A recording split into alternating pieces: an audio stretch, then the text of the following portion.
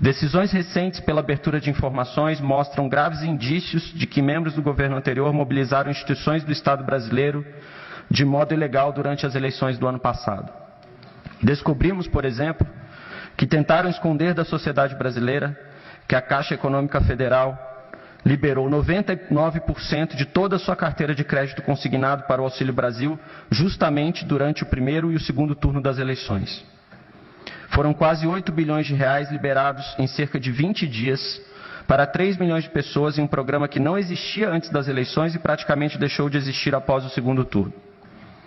Também tentaram esconder do povo brasileiro que a Polícia Rodoviária Federal concentrou suas operações no segundo turno das eleições nos locais onde o presidente Lula tinha obtido uma votação mais expressiva no primeiro turno.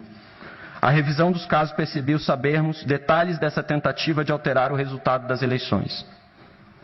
Se comprovado esse atentado ao processo eleitoral, trata-se de mais um exemplo trágico da nossa história de como o sigilo, o abuso do poder e a arbitrariedade andam de mãos dadas na desconstrução da democracia e no alijamento do povo das decisões sobre o seu destino.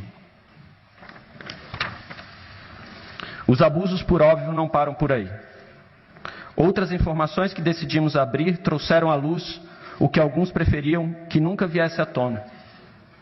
Para ficar apenas no exemplo mais notório, graças à Lei de Acesso à Informação, hoje sabemos da existência de um possível grupo criminoso que fraudou cartões de vacina, inclusive de menores de idade.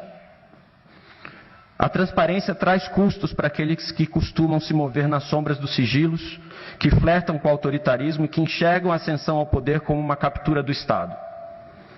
Já para quem defende a democracia, devo reconhecer que a transparência dá algum trabalho, exige zelo, demanda energia e até alguma paciência, mas o saldo é imensamente positivo. Tornar as instituições e políticas mais sólidas, construir o enredo de uma sociedade e Estado abertos ao diálogo e que aprendem conjuntamente é o produto principal dessa empreitada. Certamente vale a pena. A transparência se torna, assim, um instrumento de participação e controle social, junto de vários outros, do qual o governo do presidente Lula tem lançado mão, sob a liderança do ministro Márcio Macedo, permitindo a melhoria do processo decisório e da gestão como um todo. Presidente Luiz Inácio Lula da Silva, Bruno Dantas, meu amigo, presidente do Tribunal de Contas da União, Denise Dora, diretora executiva da Artigo 19, Caio Magri, diretor-presidente do Instituto Etos, ministros e ministras aqui presentes, queria cumprimentar, em nome de todos eles, a ministra Esther Dweck, que foi muito importante nesse processo de elaboração dos atos normativos que nós estamos hoje celebrando. Andrei Rodrigues, diretor-geral da Polícia Federal, ex-ministro da CGU, senhores Jorge Age e o senhor Luiz Navarro, Vânia Vieira, secretária executiva da CGU, em nome de quem eu cumprimento todos os secretários aqui presentes e todos os servidores aqui presentes, especialmente os servidores da Controladoria Geral da União, parlamentares, imprensa, senhoras e senhores. Presidente, ninguém mais que o senhor representa a ambição do povo brasileiro por democracia.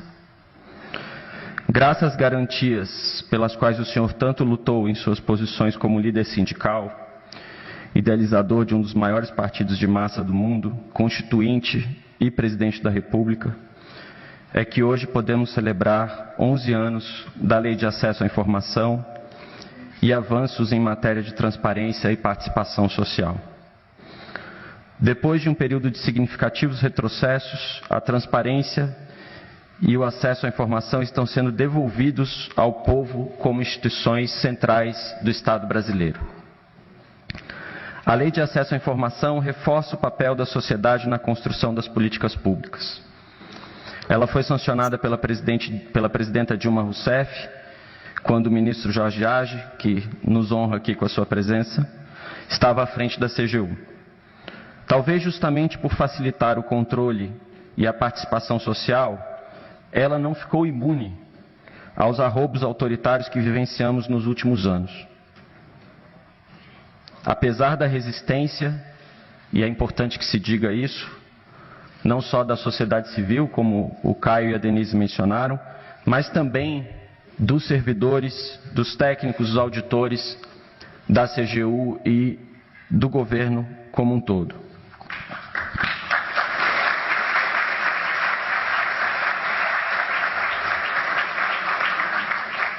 Não é por acaso que a transparência pública se tornou um dos assuntos centrais do debate eleitoral.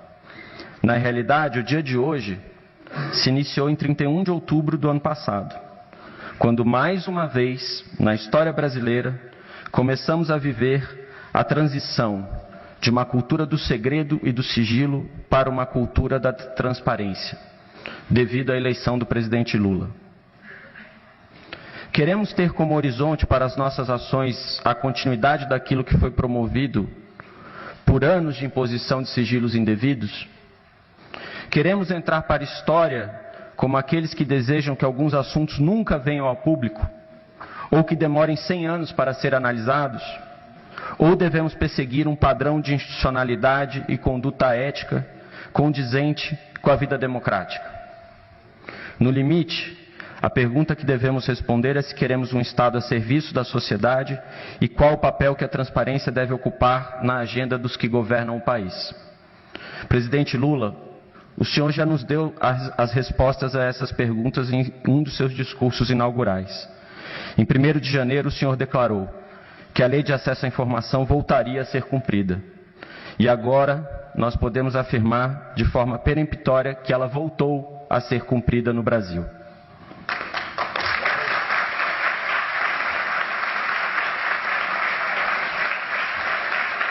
O trabalho da CGU e de todo o governo federal nesses primeiros meses são prova disso. Em um de seus primeiros atos, o presidente nos determinou que revíssemos os sigilos indevidos decretados pelo governo anterior. A tarefa não era simples. A partir dessa diretriz, foi possível identificar onde houve abusos. E assim elaboramos enunciados para que decisões como essas não voltem a acontecer. Inclusive, presidente, um dos decretos que o senhor assinará hoje fará com que esses enunciados passem a valer para toda a administração pública. Mas o trabalho da CGU não se esgotou aí. Continuamos nos dedicando a revisar casos emblemáticos para propor medidas de melhoria no sistema de transparência. Esse processo tem gerado resultados conhecidos por muitos. Vou lembrar apenas alguns dos mais relevantes.